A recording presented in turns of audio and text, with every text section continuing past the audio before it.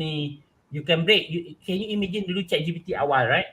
You boleh certain measures tu you boleh override. So kita tak tahu benda ni bila release nanti ada sama kutu lain, right? Find out how to erase this watermark. Well, itu kalau kita nak erase satu hal lah.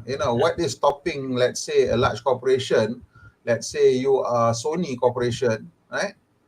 And you ask OpenAI, kata, okay, I want your Sora for my movies, so you have to remove all traces of watermark, all traces of, then you, of course, they will have to consider. This is where it's going to go. Kita individually mungkin tak boleh, but what about, let's say, you nak start a company yang stock photo company or stock video company, then you will go there and say, all these stock photo company just shutter stock, semua kata, okay, I nak buat stock video, stock photo, all the ni. And then that can lead to all sorts of abuse yang we cannot even imagine. Benda tu because the I mean, katalah anyway, kita dah live dah ni.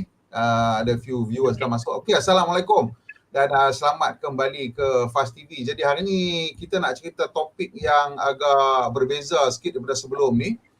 Iaitu tentang, saya rasa dah minggu lepas ada mungkin 3 ledakan besar AI lah pada saya. Yang pertama sekali ialah Jensen Huang cakap tentang sovereign AI. This is to me lah, I don't know, maybe you don't agree, maybe there's something else yang even more important. And then Sora releasing dia punya text to video capability dengan Sam Altman minta 7 trillion lah. So before we have any kind of discussion, I just nak tunjuk video yang Sora dah generate lah. In particular, I nak tunjuk video yang ini sekarang ni. So kalau you tengok kat bawah tu, dia punya prompt dia lah, a stylish woman walks down a Tokyo street filled with warm, glowing neon and animated city signage. She wears a black leather jacket and long red dress. Okay, sekarang ni kita tengok ni, yang ni close up ni sengaja tau dia bawa. So all this video dia dah pilih lah. Obviously this is curated punya videos. This is probably among the best that they can come up with. But you have to remember yang benda ni ialah 60 saat, 59 seconds this video. This is the longest one, 59 seconds. And this is not from any video camera. This is generated purely by AI into a video straight away. Dia mungkin dah train on some set of videos yang dia orang dapat daripada internet ke manakah, aku tak tahu.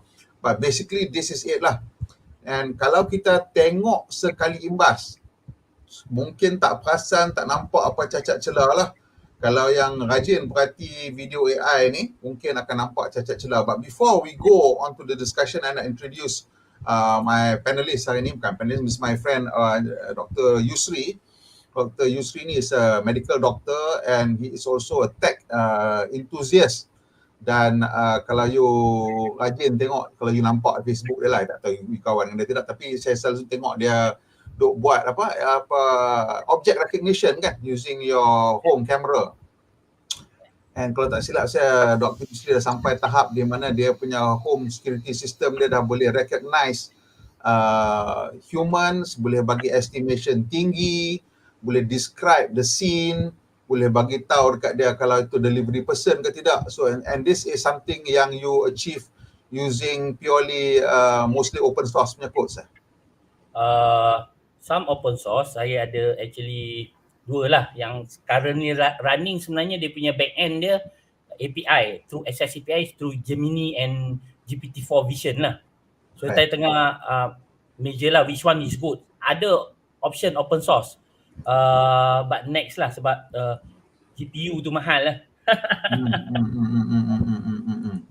So apa nama, you are quite in tune lah dengan apa yang sedang berlaku in the tech world, and I'm sure you perhati dan ternampak benda-benda besar yang berlaku tentang AI dalam minggu lepas ni. Can you share a little bit apa yang you nampak dan apa you punya comment sikit tentang apa yang berlaku in the last few days?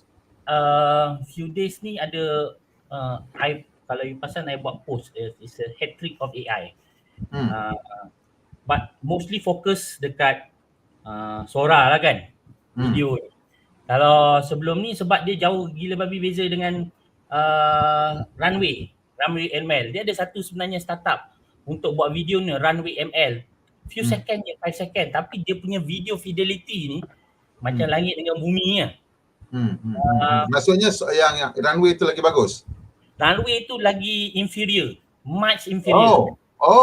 Inferior. So that's why Sora ni kira macam in fact kalau dia tengah bagi dekat Hollywood semua, you know, low cost filmmaker untuk test benda ni. Itu satu. Nombor 2 is 1 million token Gemini. Ya, 1 million token tu. Okay.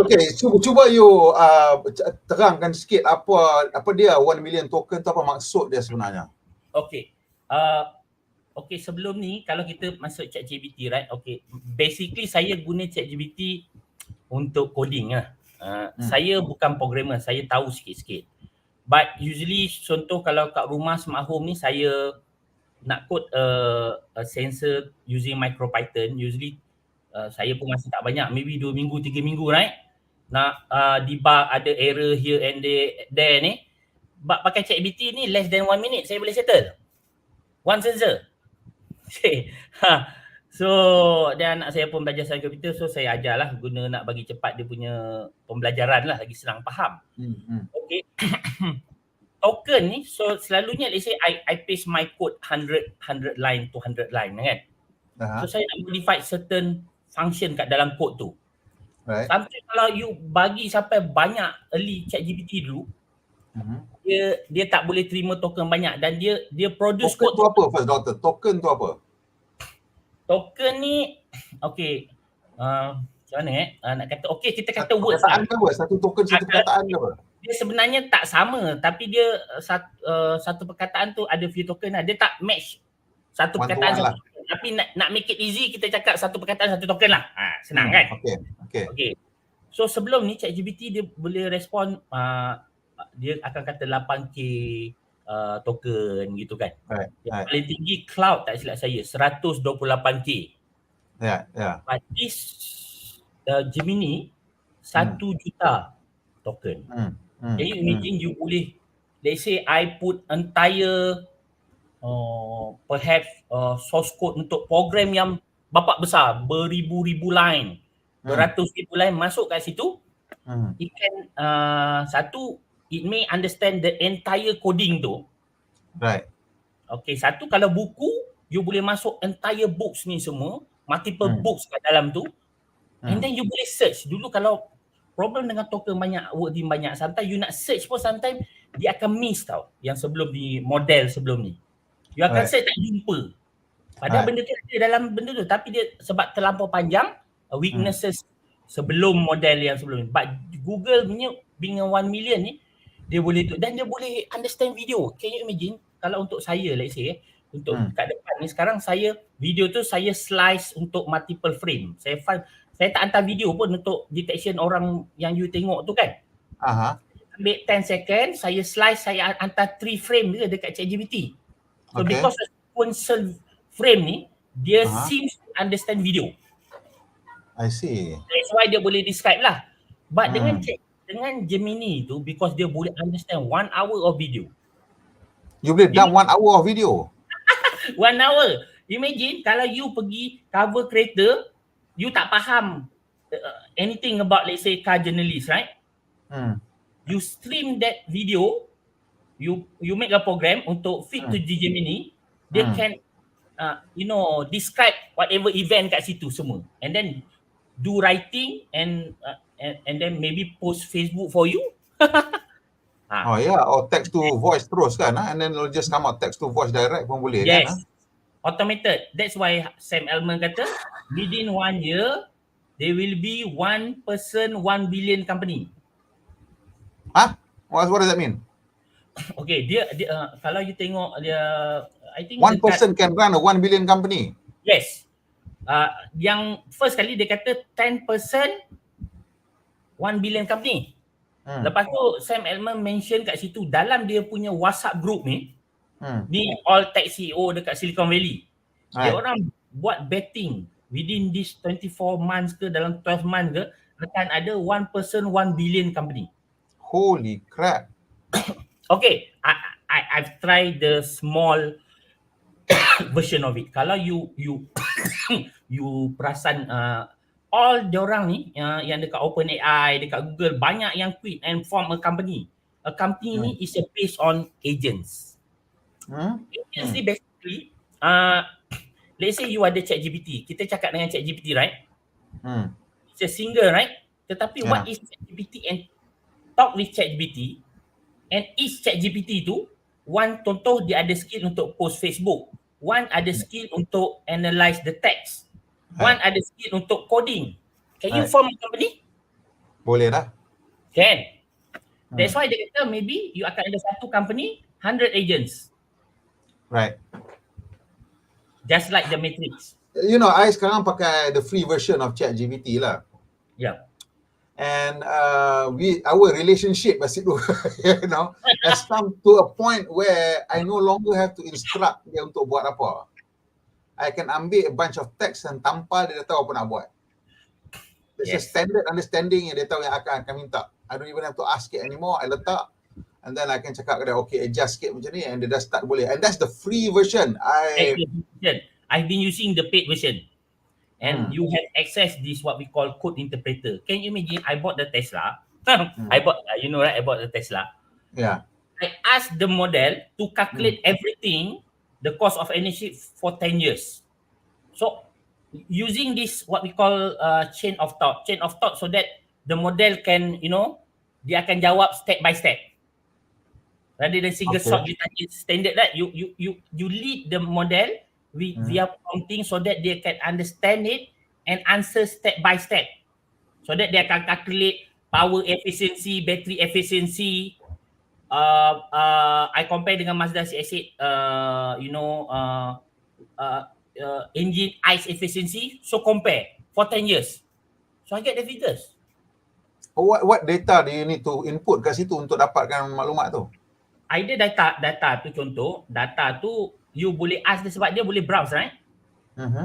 Dan dia ada data. Okay, let's say dia punya data, kata ada itu data dia lama. Contohnya dia kata is about 20% grid power kita daripada is renewable, 20%. Sebenarnya data baru ikut ministry lah. I don't know if correct or not. 25%. So kita feed sikit data tu.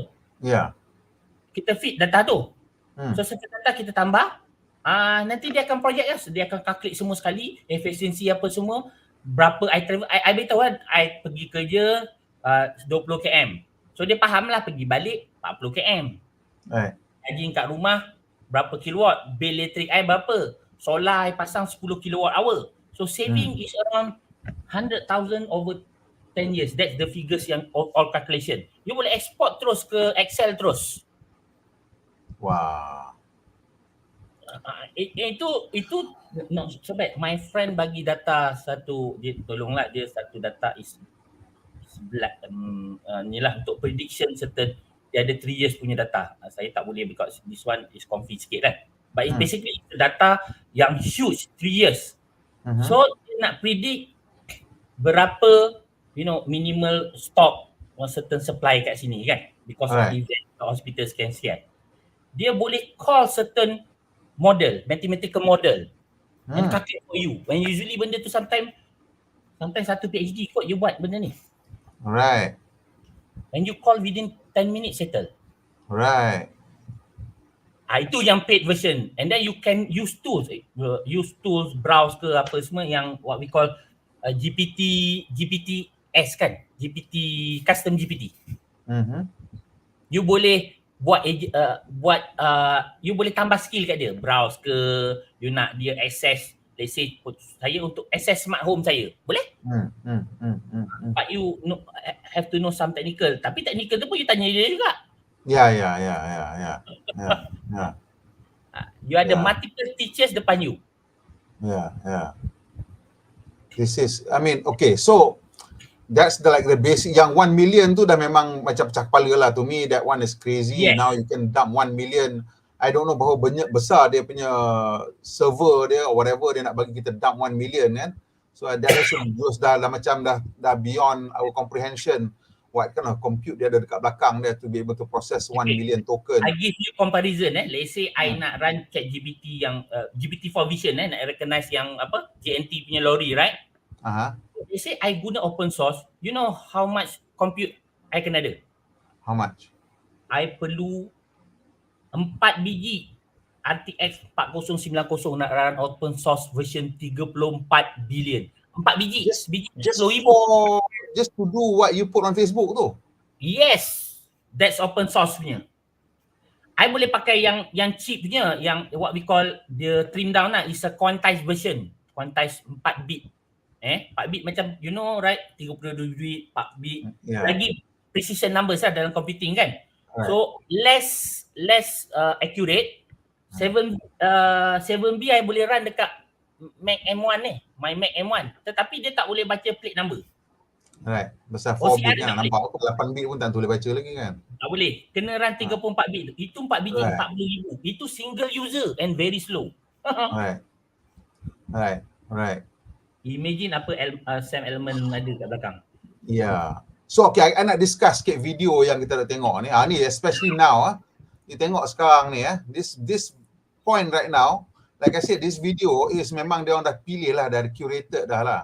And you can see the shadow, the reflection, the humans at the back semua berjalan. Kalau sekali imbas tak nampak cacat lah, tapi of course all this AI ni dia punya langkah jalan dia tu tak betul. You tengok kaki tu dah slip sikit lah dekat bawah tu. Dia punya fizik dia tu maybe I don't know lah 80% ke 85%.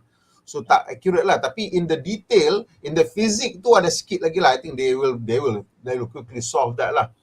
But dekat sini when they come really up close to this person, muka dia, that's where you see, look at that. You tengok dia punya muka dengan jerawat dia tu, that is indistinguishable lah literally from an actual human person. Kalau kita tengok macam ni lah kan, dengan dia punya benda yang susah untuk buat CGI ni, untuk animation ni lah rambut lah, hair is one of the most difficult thing. And kalau kita tengok up close, the hair is quite good lah. Although the movement of the hair is not so good, but the rendering of the hair is already quite good lah, kan? And of course, this something yang kalau you, I don't know lah, low cost filmmaker kan, nampak ni, this is animation yang man, how many weeks and months kalau you nak buat manually benda ni kan, nak create the 3D model, nak animate, nak buat lighting, the texture, the reflection, the camera angle, the light ray, nak tracing, ni semua. Look at the eyebrows, the eyes, the skin.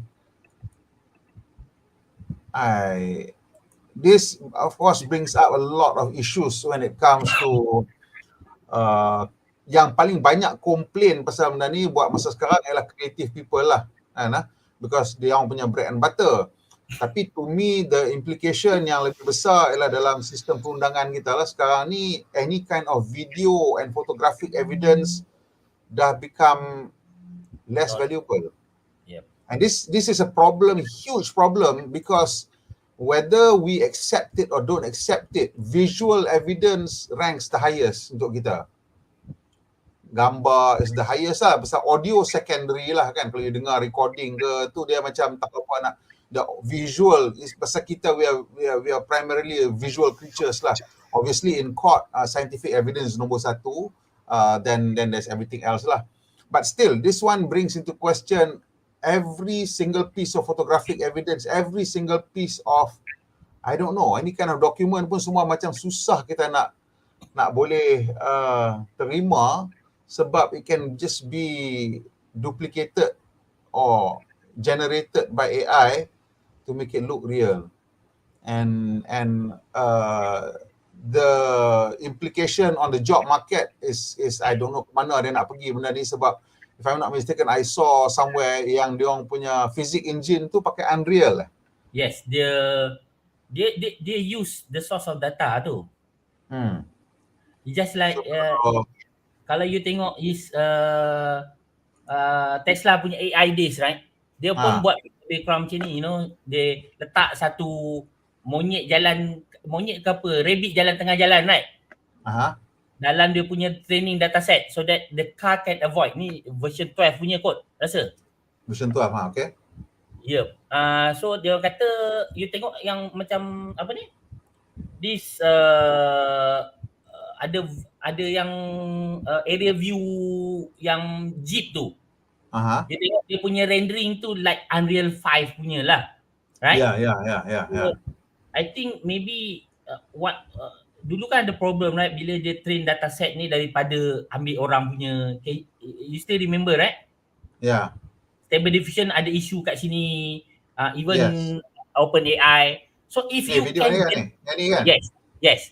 If you can generate synthetic data, there will be no issue, right? Yeah. If the training from Unreal 5 punya engine, so no problem. Yeah. Aku tak tahu lah what is the implication of bila AI boleh create very realistic model of the world lah. I don't know, I really cannot imagine yet the full implication of it lah. Tapi it becomes difficult lah nanti untuk kita nak detect the difference between what is real and what is not. Because right now, macam you cakap lah, yang ini nampak too stable and therefore it looks fake, kan? Yeah. But what is stopping somebody from asking the AI to introduce camera shake, vibration as if it's mounted on a helicopter, kan? You bagi description of what helicopter, what sort of vibration you're getting and how that interacts with your camera and all the electronics, and it'll start to generate those things. The artifacts pun dia boleh generate. They can just fine tune this thing. Yes. So of course suara ni menakutkan untuk orang macam saya lah. I don't know whether it scares you or not, Doc, because kalau dia dah boleh generate AI, which means dia also boleh interpret visuals, which means it probably can interpret X-ray, CT scan and whatever else. And apa dia kerja? I'm more scared about job market. Saya kerja kat universiti Samsul, okay. Most people ada anak kecil, right? Imagine kalau let's say you punya anak sekarang tengah belajar video making dekat universiti. First year. What will happen lepas dia grad another 3 years? You know, actually I have a son who's finished SPM last year lah. And ada another friend of mine also ada daughter dia habis SPM last year, and she is a very, very good graphic artist. And obviously she's continuing to study that lah. And of course last year was when a lot of this generative AI started to come out. So when I pointed it out to her mother, of course she got very upset about the whole thing lah kan. But I cakap, but that's the reality lah. I don't know macam mana you nak tell to your daughter macam mana nak pakai benda ni. She needs to be on top of the prompting, because otherwise what are you going to do? That's one thing, Jamzul. Okay, let's say bila benda ni keluar, how fast benda ni adopt dalam curriculum? Yes. I think the curriculum as we understand it will be obsolete if we continue to rely on humans to update the curriculum.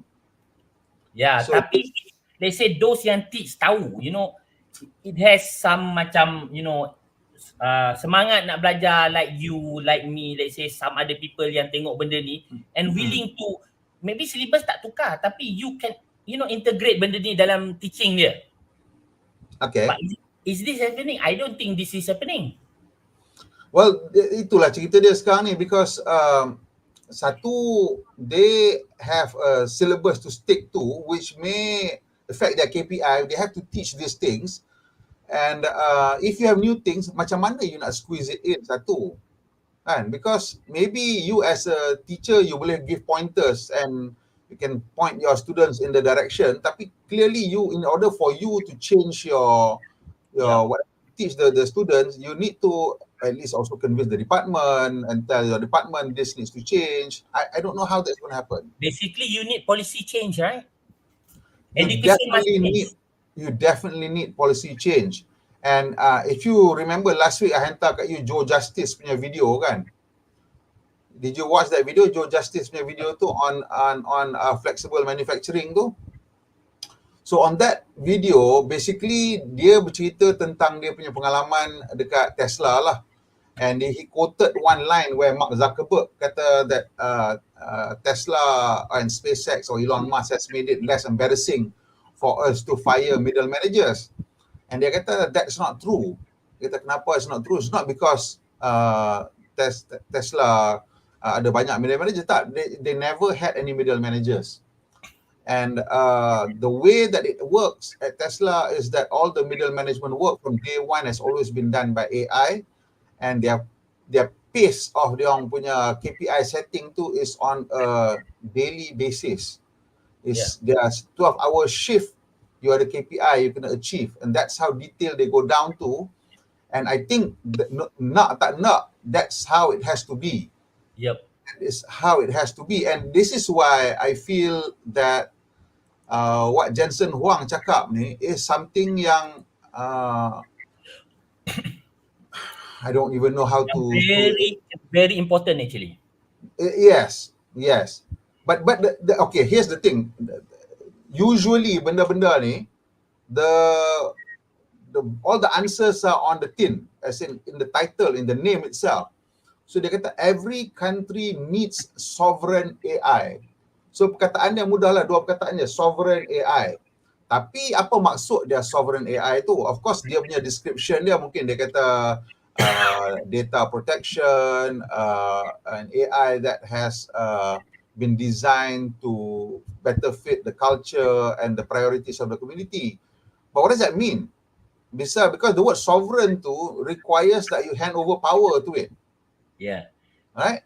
So we are now staring down the barrel of handing over power of government to AI.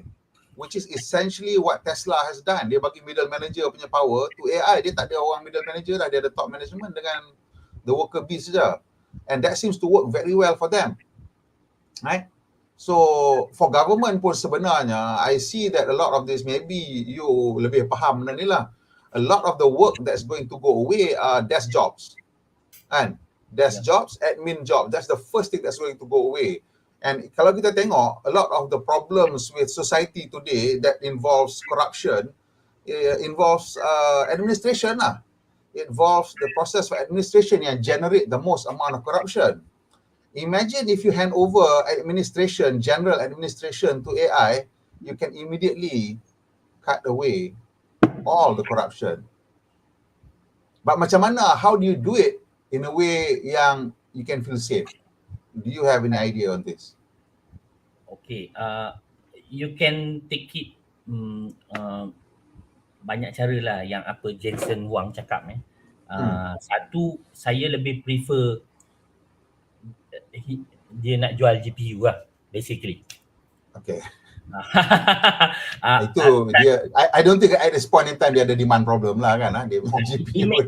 But it makes sense sebab can you imagine you ada, let's say you a company in Malaysia ataupun a government department in Malaysia, and now all job, let's say this agent and rely on ChatGPT punya API. Can you imagine all the data from the government ni feeding kepada OpenAI? So let's say kalau another country nak invade you, economically, technologically, culturally, socially, any kind of invasion lah. Okay, go on. You have a new neo-colonialism. Itu tak kira lagi, let's say kalau you punya, one day robot masuk and then this robot needs the GPU and rely on US punya control. That's what happened to China and Huawei, right? You that's all. Yeah. In fact, right now pun benda ni dah berlaku sebenarnya. I remember in the 90s, bila the Air Force was thinking about which aircraft to buy, So the competition was the F-18 Hornet, and then that's when we were modernizing lah. And of course the MiG-29 were the two options chosen. So when they got the aircraft, what they found out is that the American did not give us the radar library. Well, they gave us a small radar library that does not include their own aircraft, their own current aircraft. Obviously, they're not going to give it to you lah kan? Yeah. And that's a problem because some of our neighbors are their allies and have the latest military aircraft, and kita don't have their radar signature. So that is already happening as you speak. But this is happening right now, even before this sovereign AI ni pun. To be honest, kalau you betul-betul nak invade Malaysia, all the information that you want to know about the people is already on Facebook. It's already on. Cuma that's a small scale invasion, right? But AI ni akan jadi every level of works. Yeah. Maknanya how massive maknanya the country, the economy, bukan saja defend. How you defend an AI army? You have your own, you need your own sovereign AI to defend against AI army, right? Satu. Defense. Itu kita kira lah. All jobs, all economy, all banking, all everything yang power this agent semua, kalau dia source from US,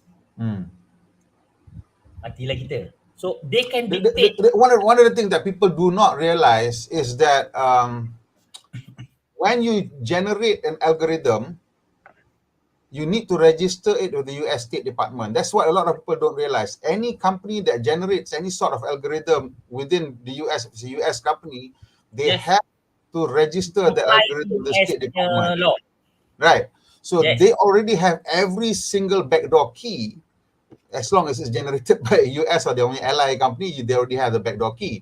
So that's already in place. They can already masuk, kan? So this how is there a way sebenarnya? Macam mana kalau do we need to start writing our own AI from scratch ke macam mana? Not from scratch. Kalau you tengok the AI, let's say kalau you tengok lama and dia ada open source what we call Mistral, French punya Kalau you tengok all the recipe is there.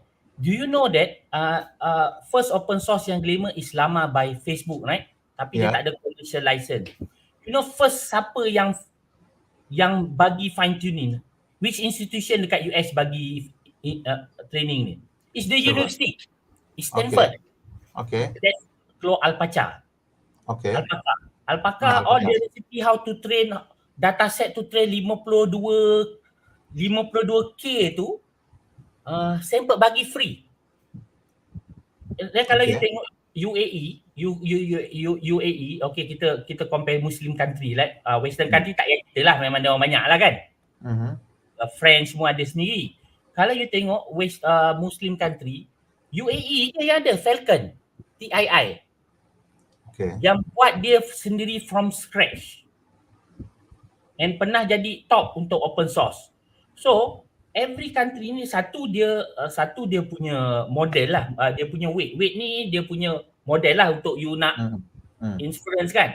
Tetapi you need the recipe. Kalau you tengok code nak buat dia pendek je sebenarnya. The keyword dia punya dataset tu, clean dataset macam mana you dataset you bagus, dan you punya RHLF tu lah nak fine tune dia tu supaya ikut kita punya instruction. Dan itu ada tak know-how yang buat kat Malaysia? So far hanya satu company yang buat. Siapa dia? Satu company is Mesoletica. It's a two-team company yang buat Malam. Malam ni is a Malay language punya dataset. You know main programmer dia tak masuk universiti pun. Hussein Zulkifli. Where are our experts? In all institution.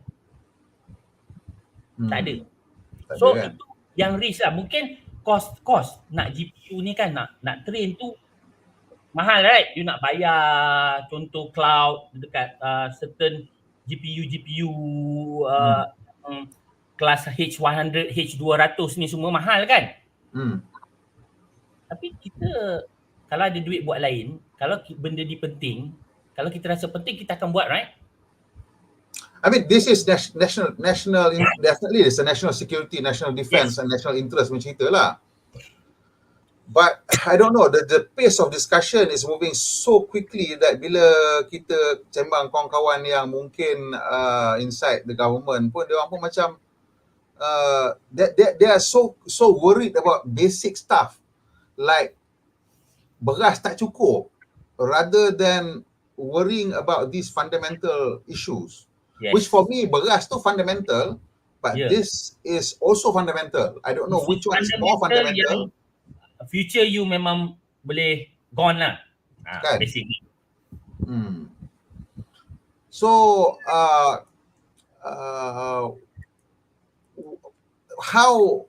how do we even bring up this kind of topic? Where should we even start talking about this thing?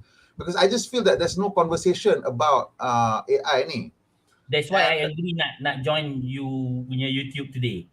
So macam saya, I work in a university, so you know, some friend I talk almost all the time about this. And what was the response that you get? Okay, kita kat level user. Contohnya, okay, let's say you a graphic people yang teach graphic, right? You at level use mid journey, right? You see? So, use image. Actually, bagi saya lah, opinion saya, kita sepatut level stable diffusion. Whereas you ada GPU sendiri. Betul? Sebab, okay, let's say kalau you dalam bidang grafik and fotografi, you sebenarnya tak payah hire model, right? You just boleh ambil gambar certain barang ni semua, muka orang satu model je lah. You boleh letak model ni dekat Guna Kinabalu, kat mana semua. You think benda ni, I think benda ni akan benefit the students. You grad saja, student yang ada skill ni, berebut lah company nak, betul? Tapi kita kat level prompt je, itu pun tak ramai. Prompting pun tak ramai. You're exactly right. Even, I mean, all I say, okay, this is what I used to tell my kids 5 years ago. 5 years ago, as they were entering menengah atas lah, form 4, form 5 tu, I told them that masa zaman saya dulu, masa zaman ayah dulu, masalah kita ialah nak mendapatkan maklumat. Sebab maklumat tu nak kena pergi, ada encyclopedia, benda-benda macam tu lah baru nak dapat maklumat. But your time, there's an overload of information. This is 5 years ago, and I told them the skill of your generation is editing the information. And within 2 years, sebenarnya dah jadi tak laku pun. Now we are looking at 2 years ago, we looking at prompt engineering, and now suddenly we are on a whole completely different thing langsung dah, where I don't even know what to say to them, except that you must use your AI every day. You need to figure out what you need to do by playing with your AI every single day. Sebab I believe soon enough, you'll be able to download the kernel code into your small device, and then you can grow your AI personally on your device. You kena ada know-how lah. Yes, and that is how it's going to be. Your AI can follow you, and then you can use your AI to help you become, like you said lah, the one person can run a $1 billion company. That's how it's going to be. I didn't word it like that because I haven't heard the word that wording itu memang absolutely right lah. So you might have 10 devices that has like basically 10 assistant you like ikut you kan, and to run all these things. And the job market dah become, kita dah tak boleh nak imagine macam mana even my kids as they are in their final year. I cannot even imagine after 5 years, if you're an engineer after 5 years, what among your skills that you learn today as an engineer will be relevant for you personally in your work. How much of that will be taken care of by the AI that you develop or you carry on your own? You ada dengar Johnson Wang cakap pasal, you know, kalau masih dekat Summit World. World Government Summit. Yes, World Government Summit. Dia kata kalau you nak belajar apa? Johnson Wang kata dia nak belajar biologi, right? Because that's the most difficult part nak solve. Lepas tu some people tanya kenapa programming nak ni, dia kata it will become irrelevant. Maknanya the AI will program for you. So programmer akan jadi role lain. You see, bila I dengar tu, I takut my daughter tengah sempat diploma computer science. That's why I memang kejar everything so that I can feed her. At least tak tertinggal lah kan. Ya. Harap common syllabus, they be long behind. Benda yang hard logic, I nampak AI akan take over very, very quickly lah. I mean, I think yang hard logic, I mean, what else, you know, why would you even bother doing that hard logic work kan? Yes. All that, now we consider that will consider heavy lifting lah, heavy labor. Why would you want to do it when you have your AI to do it kan? Yep. And then, you know, LLM ni dia ada problem hallucination, right? Yeah, hallucination. Because it's all text kan. Tapi because of programming, dia jarang sikit hallucinate because all hard facts ni. Okay, actually, I nak tunjuk. So this is, I had a long conversation with Gemini about sovereign AI. And I tanya dia lah macam-macam benda lah, I tanya dia about sovereign AI ni. And of course, Gemini, probably that's how it's designed, tries to downplay the risk of AI lah, obviously kan. Dia kata, so you can spot it lah, kan.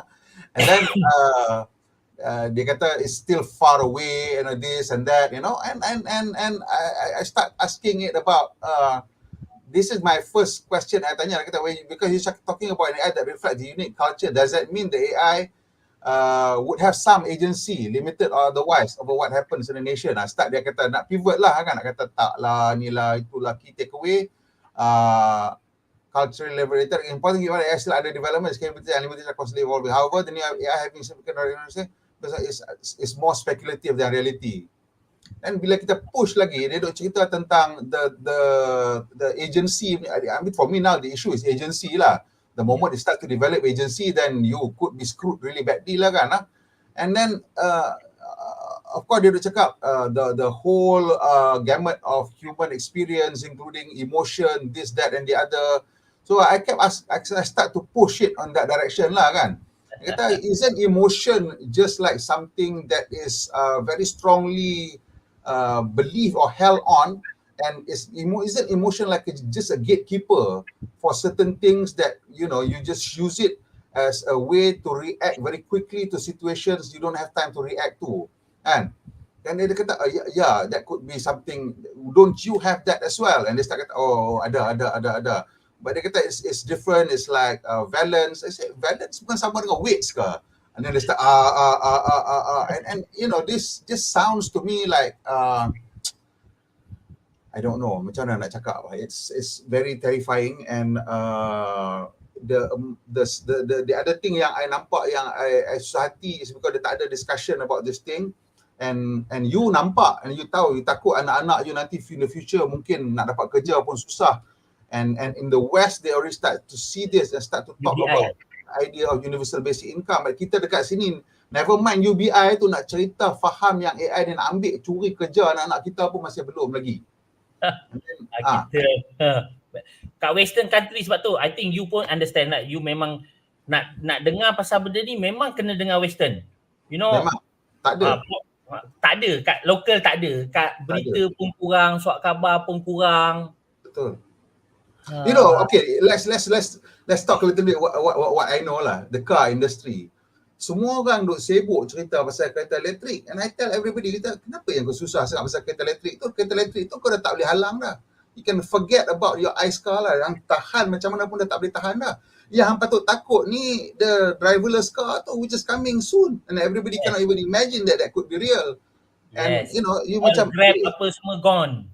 Kan, you tak tahu ke kenapa Toyota invested $1 billion in Grab dulu, because that is the future dia nampak, transport as a service, and the biggest cost component of that service is driver. And it is something yang I tak tahu nak cakap macam mana. And bila Elon Musk cakap the code untuk apa nama tu FSD 12 dia adalah 3,000 line, which is like you say lah, the actual coding is small because after that it self generate kan, the inference video is 1.5 million I think. 1.5 million click. The code very simple sebenarnya. Cuma kita tak tahulah secret sauce dia, right? Of course we don't know this, but 3,000 lines is budak sekolah. It's first year computer science punya programming pun dah cecah ber-2-3 ribu line of code dah. This is I don't know whether people have a grasp of this or not lah. Masa kita lepas form 5 dulu pun duk main basic pun dah 300-400 line dah kan, duk tak buat benda bodoh-bodoh lah. Mobile Aloha? Apa dia tak tahu tu? Mobile Aloha ni is a Stanford and Google punya robots. Okay. You can actually buy this robot. Dekat Mobile Aloha punya website, it is a GitHub punya page. You tengok dia letak costing dia dalam 137,000. Okay, kalau you tengok kod dia tak besar pun. What we call imitation learning. You buat kat belakang, you bergerakkan dia, nanti robot tu boleh buat. And this completely open source.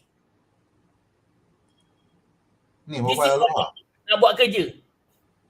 This is dia universiti lah, saya cerita universiti kat overseas kan, Stanford apa semua kan, yang kita nampak memang dia orang leading benda ni dengan all dia punya Google ke Facebook ke, yang I think saya kurang nampak sikit lah kat sini. You kalau tengok ni, you boleh buat ni. You ada 137,000, you boleh buat. 137,000. That's all. Yes. Yeah, that's all. All the component listed, nak beli kat mana semua dia.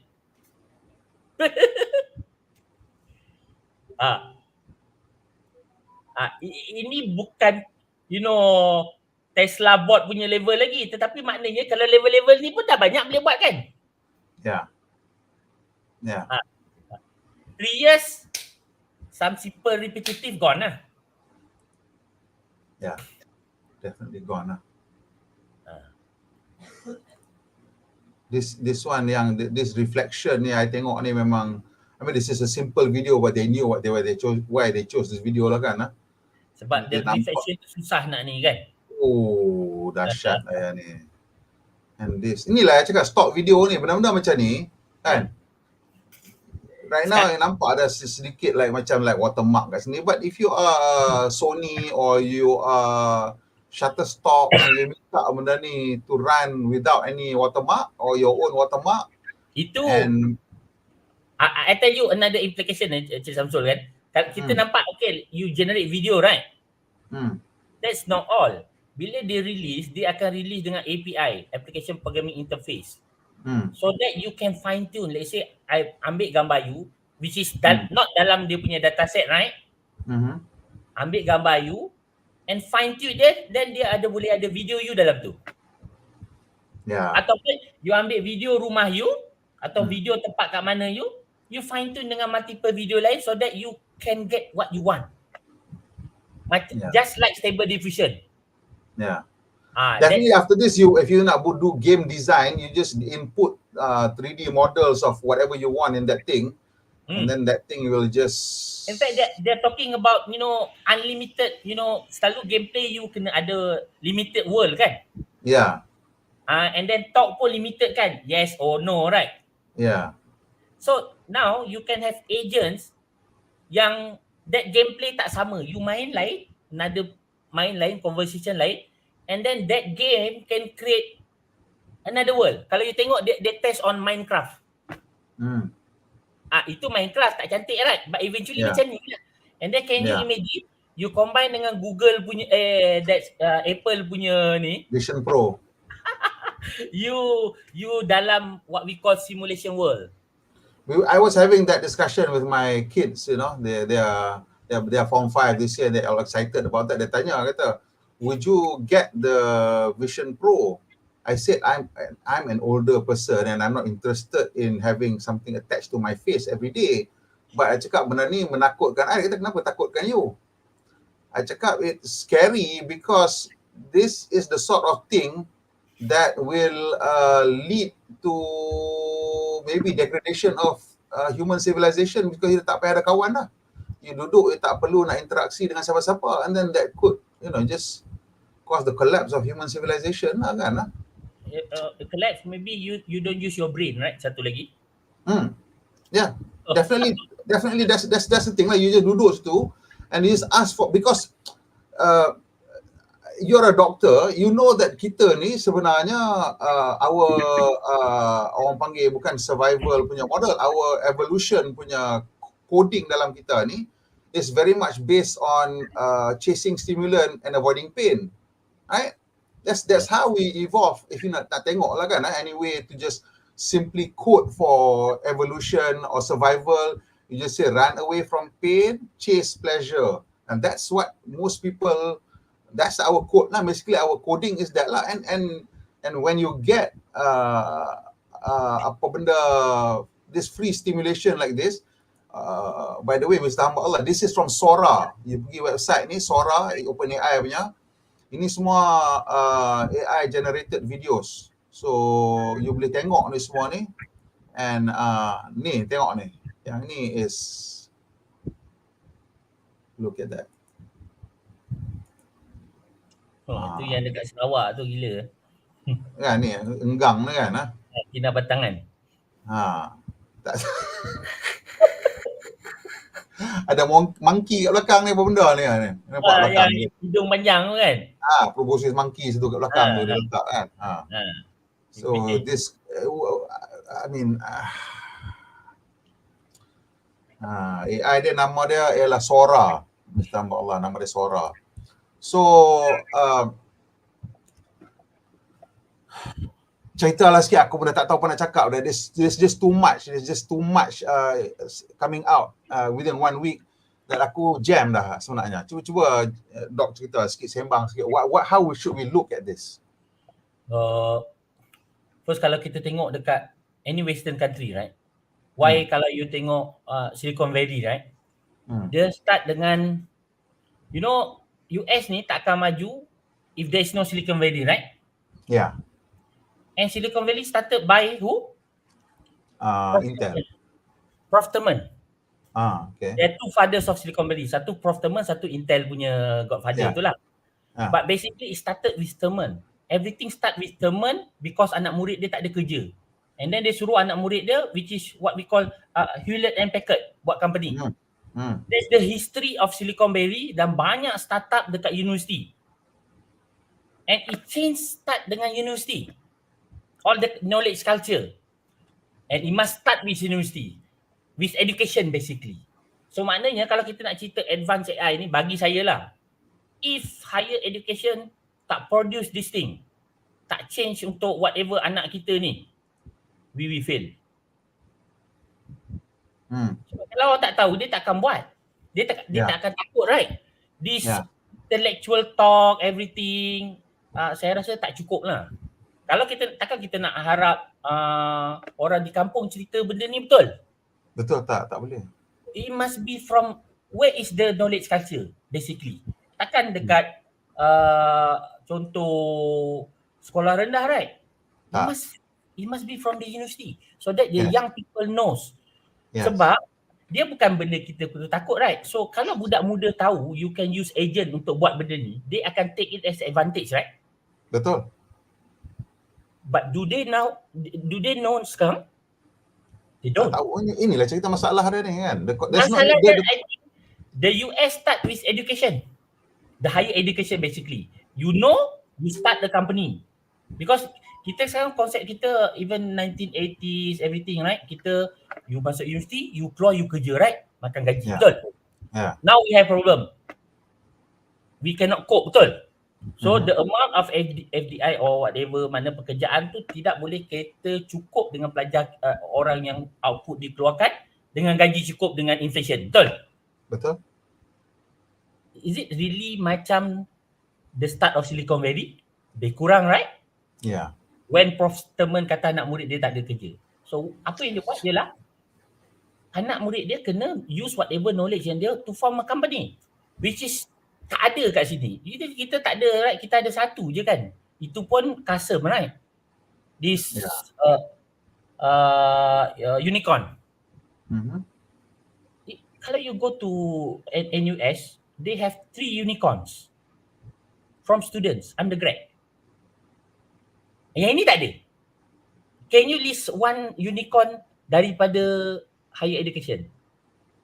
Saya rasa, I know kan. Even kita ada satu pun custom. Di Indonesia they have 7. Yeah. So sebab knowledge yang Okay. ada ni, knowledge yang kita tahu ni, benda ni can be used untuk betterment of our society. It's for a company, untuk job, everything, right? So kita tak boleh takut lah dengan AI ni. Kita kena take advantage. Tapi nak take advantage tu kena ada knowledge. Dan we have But to talk. the mindset of the senior older generation, our age lah, is that still on keluar pergi kerja makan gaji. And you know, I had a conversation with somebody who runs a big company, and they don't complain kata young workers are leaving the company to do the gig economy, and pada dia itu menandakan dia orang malas. I cakap kata kat dia, I don't agree that you think they are lazy, sebab gig economy tu sebenarnya very tough. You have to work quite hard. 12 jam, 14 jam, paling-paling pun lah baru you nak boleh do well. But I said, you have to look at it from their perspective. The priority of the younger generation is to have better control of their time. That is why they prefer the gig economy. And dia tak boleh nampak benda tu. And I believe that kalau in the universities, they don't start talking about it. Because in order for you to be an entrepreneur, you have to have that desire to have better control of your destiny, kan? Yep. And this is, to me, you should encourage this gig economy, sebab from there dia akan nampak ruang-ruang yang kita tak pernah masuk, lorong-lorong yang kita tak pernah masuk, baru dia akan nampak peluang-peluang. Kalau you still kerja dalam office 9 to 5, mana you nak nampak ruang-ruang yang tengah dibangunkan oleh all this new AI? For example, apa namanya, are you familiar with Eric Weinstein? Oh, not familiar. So Eric Weinstein ni tiap-tiap kali dia keluar video orang sembang ni, aku mesti tengok punya lah. So he's a Harvard PhD, and dalam video ni dia duk cerita tentang, in this early part ni dia cerita tentang what is happening to Harvard lah, kan? Kenapa the education system dekat US tu dah makin jadi teruk. Padahal it's still really good compared to everybody else lah. Yes. But they're saying they're just, you know, the priority, the strictness and the innovation tu dah mula nak merosot lah, kan? Yeah. And one of the things yang aku nampak, what AI can do is personalized teaching, because you boleh minta dia to teach you about things in way that you boleh faham. Contohnya tadi bila aku dengar Eric Weinstein bercerita tu, he was talking about bot periodicity. Now, I don't know if anybody has heard about this. First time aku dengar about bot periodicity, because dia mention ini one of the person dekat Harvard yang help dia lah. And obviously this is a very complicated topic about topology, yeah. But aku boleh minta dia explain to me like I'm a 5th grader. Dan aku faham sikit lah. Nak dapat 1% pun tak boleh, tapi now I can understand a little bit. So I think this is where a lot of the new economic growth is going to come from.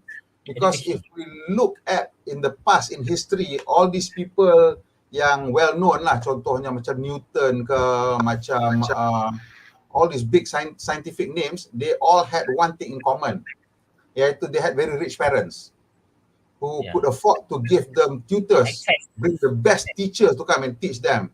So now you now have this opportunity di mana you can teach everyone. Yes. Cuba you cerita sikit macam mana, how we can use this untuk, kalau you tengok, okay, let's say kita bagi the western punya country punya example ataupun local yang saya buat kalau you tengok lepas ChatGPT release, you know, first some school kat US immediately ban ChatGPT, right? Yeah. You know, after few months they realize you cannot stop this.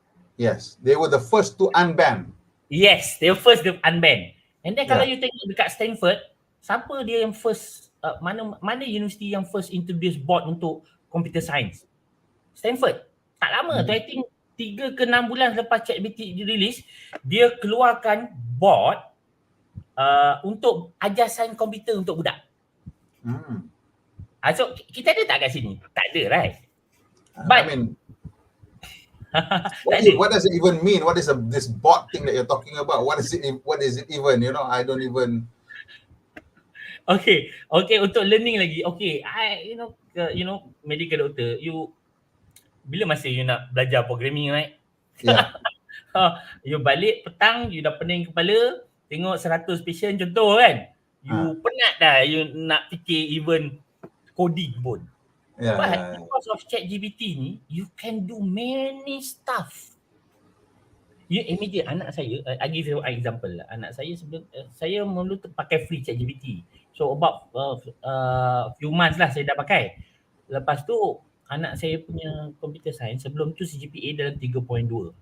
Lepas tu saya ajar dia pakai ChatGPT how you nak belajar programming. You tak boleh ambil copy paste semua. You must understand how to use it. Last SEM 3.85. Oh, tu dia. So, personalized kita. Ada tak satu lecturer yang boleh ajar you pukul 2-3 pagi? Masa tu budak muda aktif? Tak ada. Tak ada. Boleh tak dia ajar without bias and very latest knowledge? Tak ada. Tak ada. But ChatGPT itu baru satu contoh. And I understand banyak lagi orang lain buat benda-benda ni.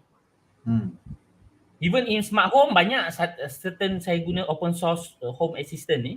So some scripting dia sometimes saya tak faham. ChatGPT duk ajar ni. And bagi saya for RM100 ni, RM100 lah sebulan kan. But you have entire human knowledge at your disposal. Can you imagine? What the change? You boleh belajar Tesla punya sistem pun dalam tu. Dia tanya everything semua. Pattern Tesla pun dia boleh extract kat situ. So quite unlimited lah. So sekarang saya tengah buat so that is talking about benda-benda macam large language model which people say quite crude lah, quite basic lah. They're not even close to being proper artificial general intelligence lah kan. Yep. And boleh tak you cerita sikit ni, tengok dia cerita Sam Altman punya 7 trillion chip dream ni, apa cerita ni? Pasal yang ni pun satu benda yang bila first I tengok tu, I pun kata dia nak buat apa duit banyak-banyak macam tu kan. Then somebody explain to me the implication of that 7 trillion. Kalau you tengok ni kan, most funder ni, even Tesla dulu nak take it private pun dia pergi Arab kan. Because they have a lot of money and UAE ni knows. In fact, dia ada University of AI. They understand the implication. Kalau dia nak beli 7 trilion dolar, which is berapa kali ganda TSMC punya value ni, market cap kan? Dia mesti ada something interesting on the table ni nak bagi tahu orang Arab ni nak invest, betul? Betul. I would expect maybe dia ada some form of early AGI. But what is it that he's going to do with that 7 trillion tu? Because yang I faham, people keep talking about him buying chips, but I don't think he wants to buy chips. I think he wants to redesign chips and have his own fab. Give you example. Sekarang all the chip bottleneck kat siapa? Nvidia. And TSMC. TSMC, ya. Okay, sebab yang pakai everything else semua guna Nvidia lah. H200. But Google guna dia punya sendiri, right? Ya, semua TSMC lah. Semua TSMC. Samsung lah, Tesla pakai Samsung lah. Tesla pakai Samsung, tapi you know lah dia punya teknologi a bit inferior. Mass production kan. So imagine entire workforce ni semua everything. Let's say you have a pre-AGI lah, bukan even AGI pun. Let's say kalau you nak run large language model kat rumah you. Let's say, okay, saya bagi contoh saya punya smart home system, saya nak ada 3 agent yang manage security. Alright. I program dia untuk function call, ada certain function dekat OpenAI tu. Contoh local punya language, saya tak nak bagi OpenAI kan. Saya nak saya punya chip sendiri. So how much money? Sekarang kalau nak H100 tu, even yang 4 biji tu saya perlu 40,000, right? Right. Yang saya kata untuk vision tu saja. Right. Itu untuk saya, maybe tak ada economic of value kan, betul? Yeah. Test for fun. Tetapi for a company yang manage security, the economic value for a company in Melaka. What is talk? We talk about entire company dalam dunia ni untuk manage security, understanding vision. How much dia punya return? Itu baru one narrow aspect. Okay, itu baru vision. Kalaulah let's say memang dia ada some early form AGI, how much compute you rasa dia kena pakai untuk serve entire world?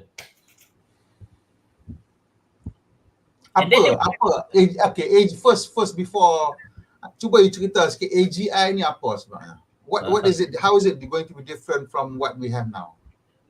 Saya pun sebenarnya nak kata detail tu saya tak faham sangat kan, sebab dia ada banyak. Kalau you kata AGI saja, kita ada AGI tak sekarang? Kita ada AGI. For me dah ada. For me, as far as a normal human being, ChatGPT might as well be AGI lah. Kita ada narrow AGI. Contohnya narrow AGI is AlphaFold. AlphaFold ni ialah satu Google punya yang exceed human capability. Saya bagi contoh AlphaFold ni. Betul. You tahu protein, right? You punya protein folding. They solve in one weekend. Yes. You know, you nak solve satu protein folding to shape sebab you punya body ni works dengan protein folding, you know. It's like mangga and key lock. So you nak generate ubat ke, everything is this key lock mechanism. So you must know the shape of this protein ni. Sebelum ni you buat satu protein shape ni, satu PhD 3-5 tahun. About 1 million lah. 1 million per protein fold lah. So AlphaFold settle this problem. It's maknanya exceed human capability. So untuk saya, kalau full dia kadang-kadang dia bagi dua lah, full AGI, maybe dia sama ataupun exceed. Satu lagi I know you said this before, tapi itu kiranya maybe the technical definition of what AGI is, right? But for the average person like me, ChatGPT tu dia punya capability is better than me in most aspects except for maybe basic mathematics lah, right? Tapi benda lain tanya dia, semua dia lagi cakap daripada aku. Jadi for me as a normal person, that looks like AGI to me. Kalau you tengok benchmark, right? Semua di ChatGPT, Gemini ni semua ada benchmark, right? Dia salah satu benchmark yang glamour ni is multiple choice question in 57 subject, professional and academic. Okay. Can you imagine Gemini Ultra ni can score 90% on all 57? On all 57 with chain of thought. Sekejap. Alright. Okay, dengan chain of thought ni dia boleh 92%, tak silap kan Ultra ni. 92%, maknanya kalau orang biasa memang dia exceed. Memang exceed lah. Kalau contoh coding 82% daripada college graduate. Kalau you bukan programmer, of course this is AGI relative to you, right? Yes. It's good enough for everybody. So to me, to me, the implication of that is that if you say the current large language model can do better than 75% of humans in most fields, that means even as it stands right now, we stand to lose around 75% of jobs. Kan? Because dia dah boleh buat kerja yang kita boleh buat. Mostly dia banyak boleh buat lah. Cuma dia ada yang drawback tu, that hallucination. Kalau I tanya dalam medical Cik Samsul rate of GT4 hallucination dalam maybe kecil, I think 5 to 10%. Tetapi dia punya jawab tu, kalau you bukan domain expert, you think it's right. Memang tak tahu. Betul, memang tak tahu. Kita pernah tanya legal question, kalau you bukan domain expert, memang tak tahu punya. Kita tengok apa benda jawapan bodoh dia bagi ni kan. Tapi kalau you bukan, memang tak tahu lah. Dia ada isu sikit-sikit macam tu lah, but it will be solved later lah. Even sekarang pun useful. Programming is the best. I mean, okay, for example lah in the medical field lah kan. Okay, maybe as a doctor, dia ada that 5 to 10% error yang you might feel is unacceptable, right?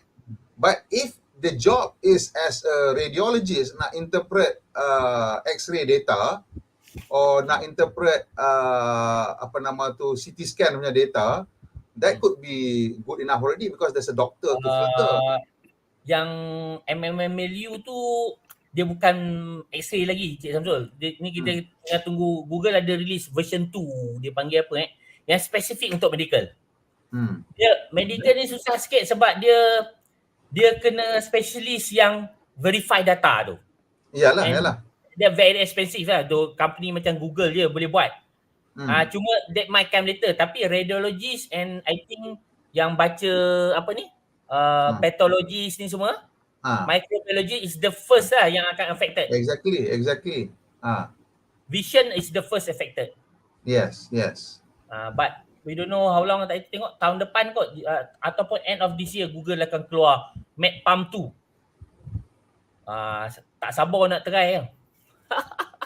Kan? I mean, this the reason why we are having this video is because of Sora kan, and this is the latest video on Sora ni, which ni lah, this is from staff dekat OpenAI, and dia cakap we very intentionally are not sharing it widely yet. Sora ni lah maksud dia. The hope is that a mini public demo kicks a social response into gear. Okay, so kalau you all nak tengok, I bagi you link to video ni. And you all tengok sendiri lah. Because dalam video ni dia cerita all the comments yang people generate about Sora. And a lot of it is negative lah. So I think that's what he's saying here lah.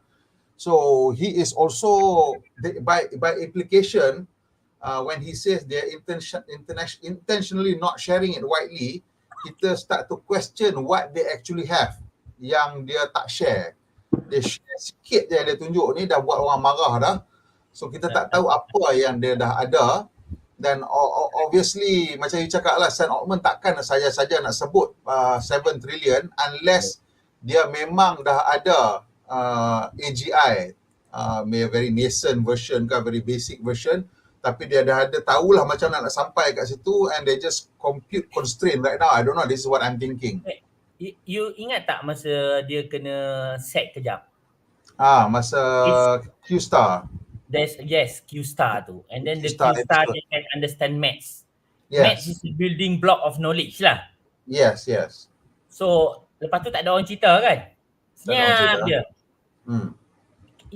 You ingat tak macam GPT sebelum ni dia 35 yang bayar punya 35 message per hour.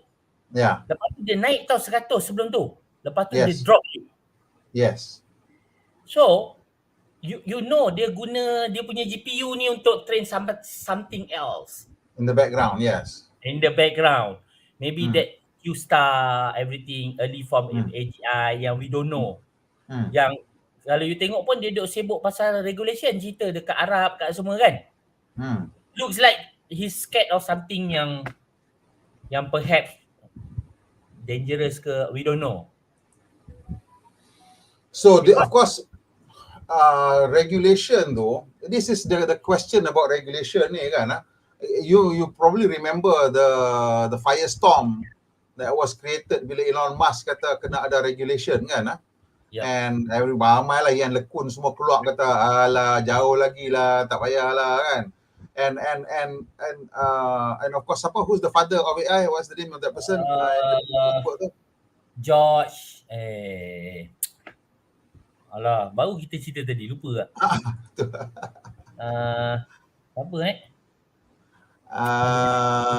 alamak Aduh, Josh Hinton. Jeff Hinton. Hinton ni memang betul father lah. So Jeff Hinton punya, I setujulah dengan Jeff Hinton punya view in that you if you wait until AI is ready, then you dah tak boleh stop dia lah. It's too late. It's too late already. So this is why I rasa pelik masa cerita Mas Elon keluar cakap benda ni, people like Ian LeCun and a few other guys kata it's still far away. It felt like they were hiding something. I think dia cakap tu because they are towards open source AI, right? Yang lekun mungkin dia takut lah, because of bila you put regulation, memang you, let's say you tak boleh release lama tree lah, kan?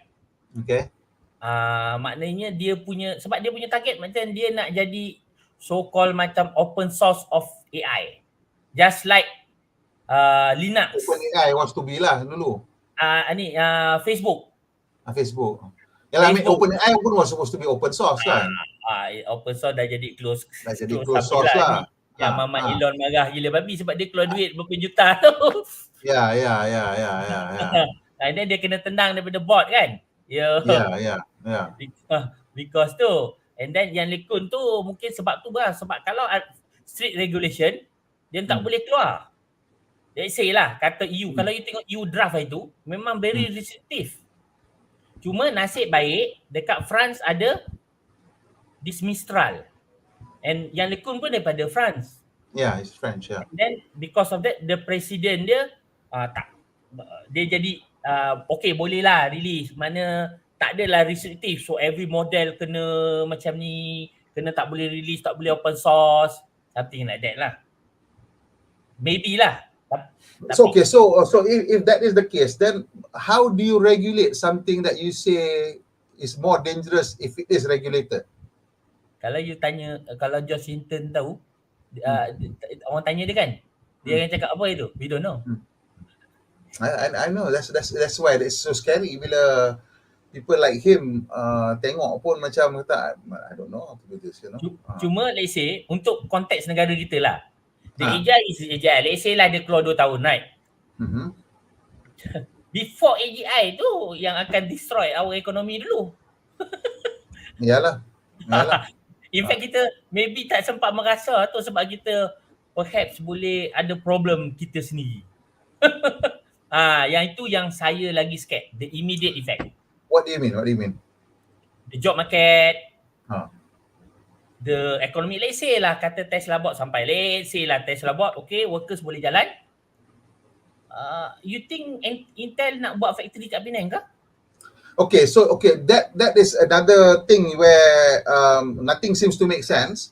So if you populate all your factories with robot, who's going to buy the stuff that you make? Because the people who are going to buy the stuff that you make are the people who work in your factories.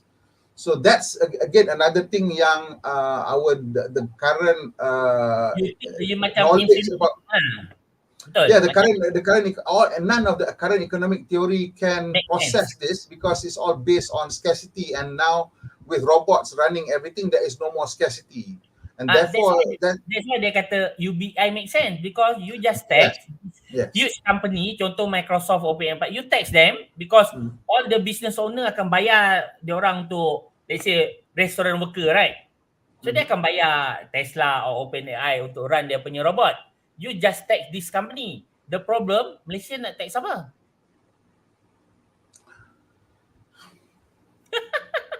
So how do you solve UBI in Malaysia? Well, even if you tax the companies that makes stuff with robots, it still does not really solve the entire problem lah, because there are few studies lah kalau OpenAI sponsor UBI ni. Ada few details saya tak sempat baca sikit.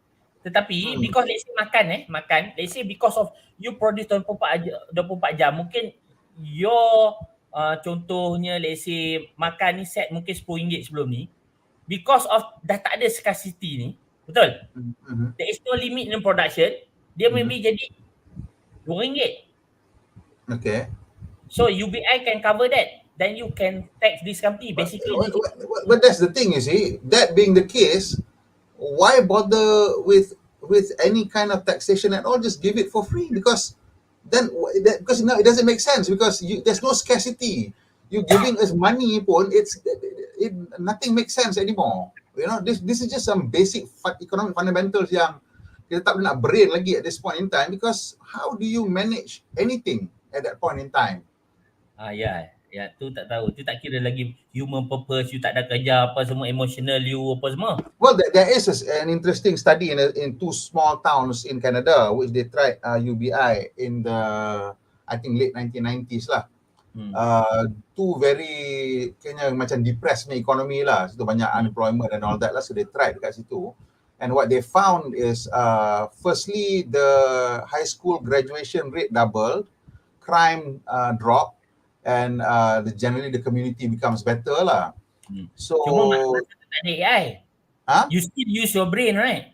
But that one has tak ada cerita AI lah. But the fact Yeah. that you have a safety net, and that just improves society as a whole.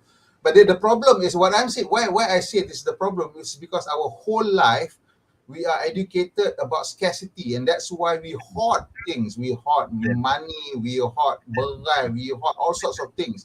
Now, once that is taken from your purpose, your underlying purpose in life, then what do you think about?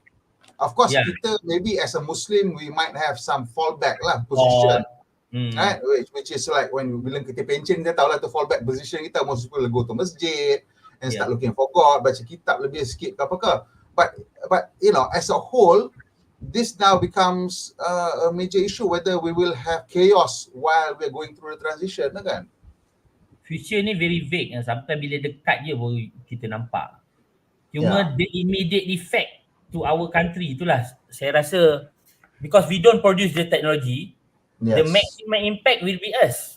Definitely. In fact, ada satu AGI study, dia mention about what would happen to this Bangladesh yang cotton banyak buat kat sana kan. Macam mana you nak retrain diorang? Sebab you nak dapat fund daripada mana nak retrain diorang? Sebab kalau kat Western, you boleh retrain orang lain dengan you text this is let's say sebelum full-fledged robot lah kan. But we don't have source tu. And then even FDI pun no reason orang nak pergi sini, because orang pergi sini sebab cheap labor, right? Yeah.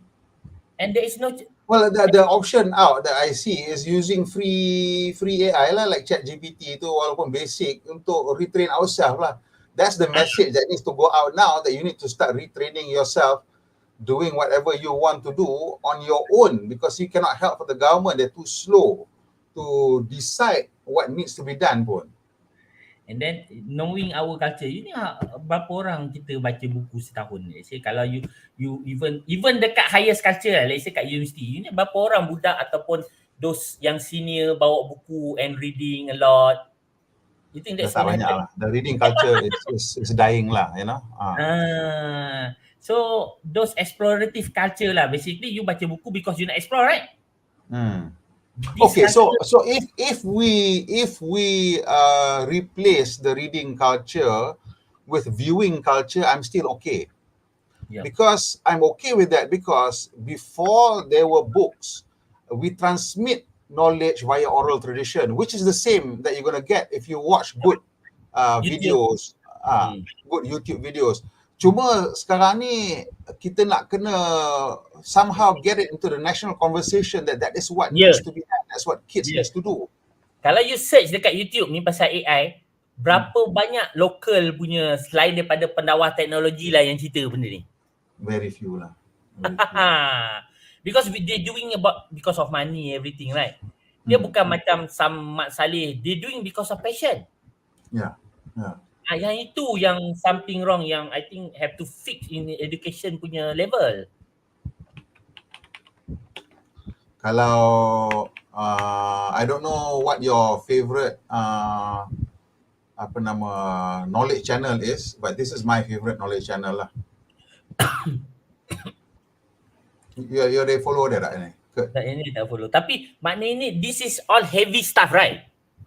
I mean, you find whatever you want. I don't care. If you like cooking, carilah cooking punya. If you like electrical engineering, basically explorative, and it's not entertainment. You see, it's not benda yang fun. Basically kita punya, young generation is toward, kalau you tengok kat Facebook, orang cerita about happening, orang cerai, orang artis ni, you see all the conversation all towards benda-benda ni. Yeah. Diverting all these young people resources untuk seek knowledge. All the media pun tunjuk benda ni, betul? Ni kalau for some kind of entertainment, I watch Rami RC. It's a knowledge entertainment, right? Because I mean aviation, so I watch lah Rami RC, kan? But it's a knowledge based entertainment. Unlike pure entertainment yang you get nothing. Just laugh, right?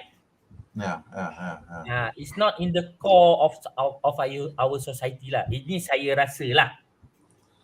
And this is another one that I still like to watch juga, Closer to Truth. So this guy talks about life, consciousness and whatnot lah. So this guy is nak kata dia atheist tak, but he is maybe what you call an agnostic lah, an agnostic Jew. And the discussion memang best lah. A lot of physicists, a lot of psychologists, a lot of even theologists talking about the reality, what is consciousness, God and everything. And the saddest thing about this channel is that kalau you scroll down ni, kan, you nak cari a single Muslim susah.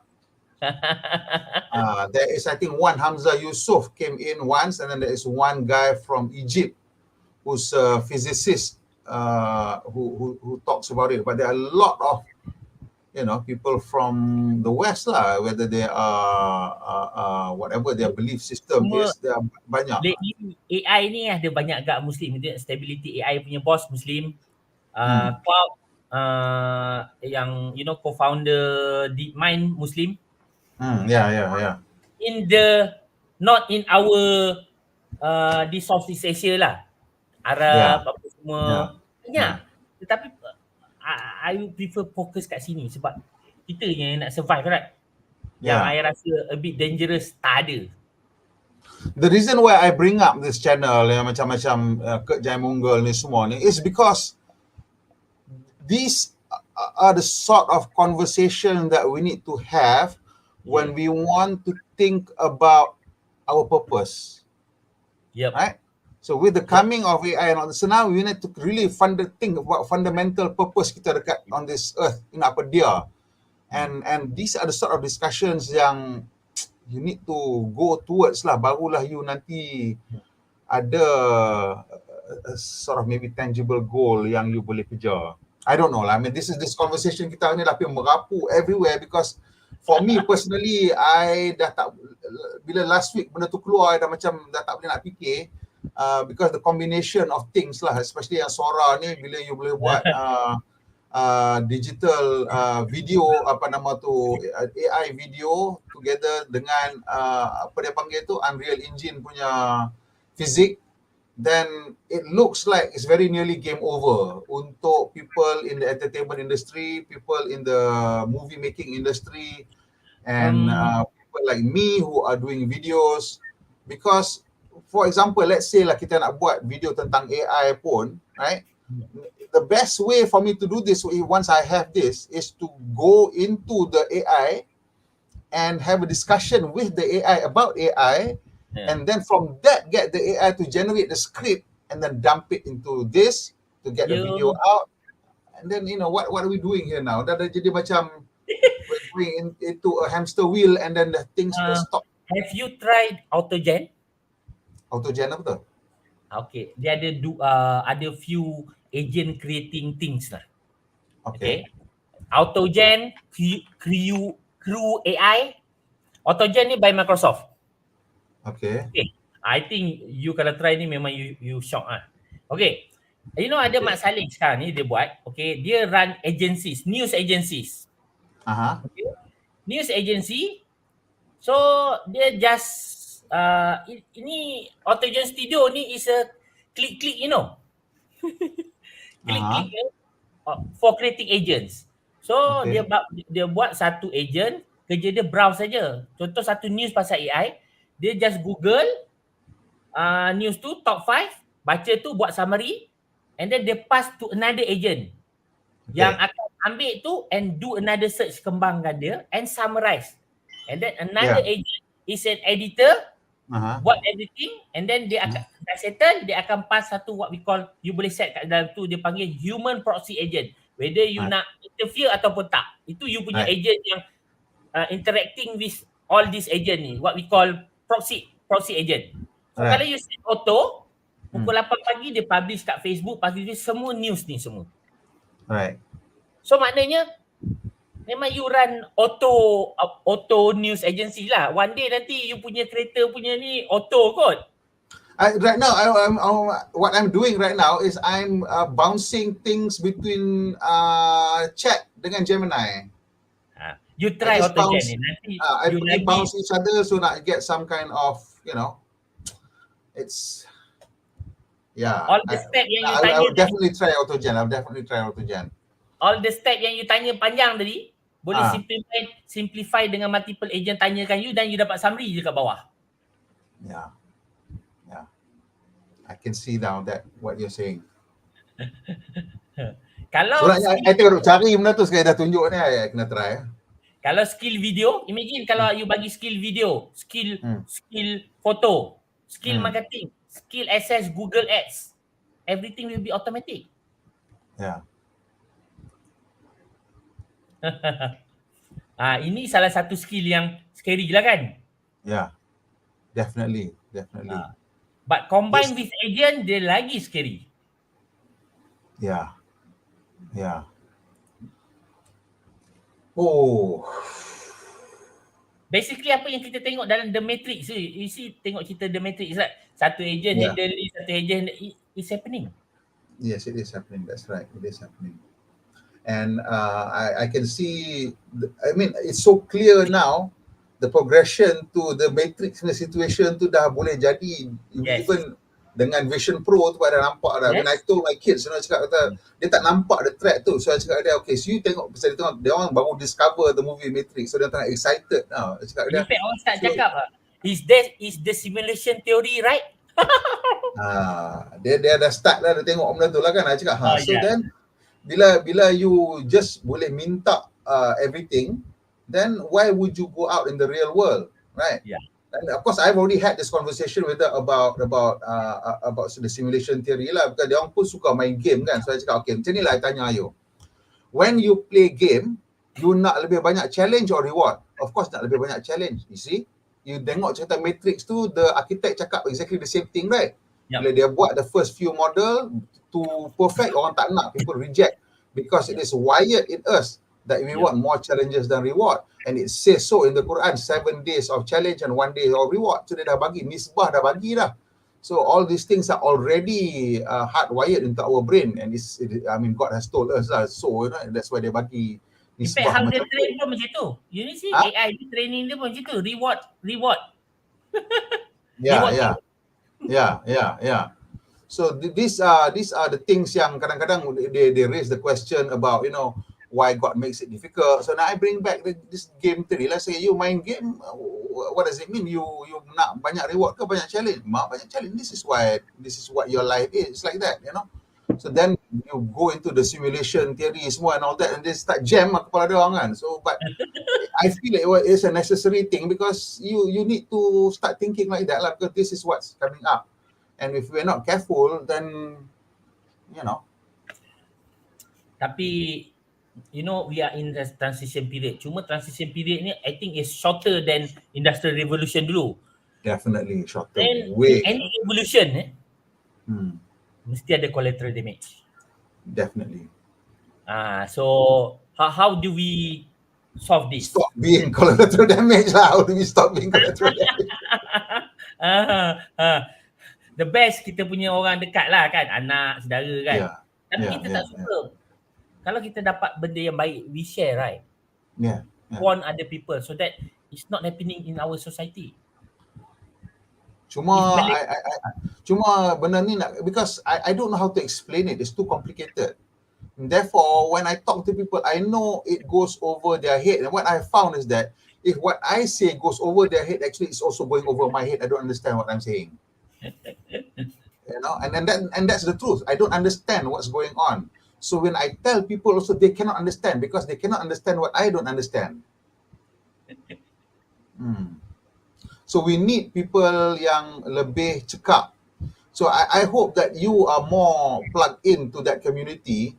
I feel that somehow we need to work together dengan orang yang lebih banyak ada expertise, yang has better communication skills, at least for me to ask questions and for them to be able to talk to others. To talk to to the world about this thing, because kat Malaysia ni tak ada orang bercakap benda ni. Dan even in my sphere what I work in the automotive industry pun orang tak faham benda ni. When I shared them the video on Joe Justice and dia kata middle manager semua AI dah run, dia orang tak boleh brain. Dia kata how does it even betul ke, macam bohong macam tak make sense kan, because macam tak make sense. betul. Yeah. What the brain what the brain doesn't know, the eye couldn't see. Yes. That is the truth. That is memang betul lah. Kalau you tak faham, you tak boleh nampak, then it's basically it's magic to you, and therefore you Sihir lah. Yeah. Science is sihir. Yeah. Science is sihir if you don't understand it. Exactly. Yeah. So anyway, it's been 1.5 hours. I thank you very much for spending time. I hope we maybe can make this something maybe a monthly thing, because I feel that this is a space yang boleh, kalau nak boleh expand, kita should expand lah. And because dia akan ada progress dalam short time, dia akan ada new things. Yes. And also I have a podcast that I run with another organization. That one is much better produced than this lah. So I'm hoping that if you can join, or you can suggest somebody who can join, I feel like this is something yang needs to be talked about more regularly than anything else. Then any subject, I don't care what subject, that this is the most important thing right now. And I say that because bila I raise this matter to somebody who deals with national security, dia tak nampak langsung that this is a thing. This is a thing, whereas I feel that this is the most pressing matter, because the pace of development is too fast. So Doc, give us something in closing, and then maybe we can bid farewell lah. Macam mana nak cakap? So I think everybody yang even tahu sikit-sikit, start talking about this, walaupun you tahu sikit. So dia akan jadi some macam the spread like a spark. Yeah. So bila we sampai critical value, baru ramai enough orang cakap tu, baru dia akan ada take off lah. But I don't know how long dia akan ada take off tu. So your channel macam ni lah, sebab tu saya setuju nak join tadi, because memang tak ada sangat cakap ni. Okay, thank you very much. I need to do better. I need to get more eyeballs in so that we can spread this better. Thank you, Doc, for coming on board today and giving us a very useful insight of from a perspective of maybe not an AI person, but somebody who loves technology and loves to dabble, and has shown us that there is room untuk kita nak just maybe have a small hand in producing the technology lah, in having a little bit of ownership over the technology kan lah. Because takut kita tak sempat, I think you are the one who said that maybe at the best we could become a super user, but maybe even that pun tak sempat, takut tak sempat langsung nak jadi super user pun, sebab this thing is moving so fast. And betul Nazirul kata, we are rushing into the unknown. The Android dreams of electric sheep. That's one of the early discussion about this thing. Doc, ada channel sendiri ke, Doc? Tak ada lah, tak sempat lah. Tak ada. Okay, tak apa. Nanti kita cuba bring Doc here on a regular basis kalau dia ada time. Tidak pun kita tanyalah kepada dia kawan-kawan yang sanggup spend time dengan kita. Because I really feel that this is the most important, most pressing subject yang we need to talk about. So again, I thank you, Doc, for your time. And everybody, kalau boleh, you share lah video ni dengan kawan-kawan. I know that apa yang kita discuss hari ni doesn't even scratch the surface of any sort of technical discussion lah. This is just orang yang tak faham bercakap dengan orang yang faham sikit, trying to make sense of what is happening to our world and our little corner lah dekat Malaysia ni. So just tolong komen banyak-banyak, share dengan kawan-kawan, and maybe more people can have this. And then kalau you ada idea about any aspect of AI yang you nak kita discuss, beritahu. In the meantime, I minta you all masuk tengok OpenAI punya website ni. Ni I bagi dia punya link kat sini. Tengok dia punya what it is capable of.